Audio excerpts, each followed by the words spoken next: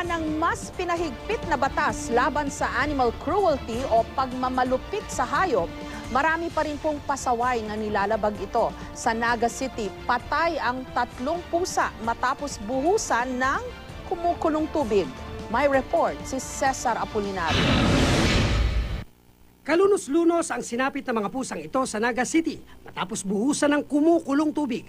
Ang salarin di umano, kapitbahay ng may-ari ng mga pusa. Pagpakalaga-kaga niyan tubig kang mainit na, binuhusan niya si lauman kang manok, tanya unduman si ikusmi, saka si 4 na ugbon. Hindi raw ito ang unang pagkakataong nangyari ang insidente. Nitong nakaraang taon lang daw, binuhusan din ng naturang kapitbahay ng kumukulong tubig ang pusa, pero nakaligtas ito. Hiling ngayon ng pamilya Pilayo, hustisya para sa kanilang mga munting alaga. Sinubukan naman ng GMA News na kuna ng pahayag ang itinuturong salarin, pero wala siya sa kanilang bahay. Marso rin ng taong kasalukuyan, binuhusan din ng kumukulong tubig ang isang aso habang nakatali sa gate. Ang nasa likod nito mismong lola ng may-ari ng aso.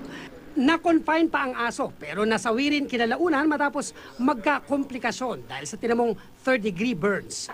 Ang mga ganitong insidente ng pagmamalupit sa hayop ang layong wakasan ng Animal Welfare Act na katatapos lang amyendahan itong Oktubre.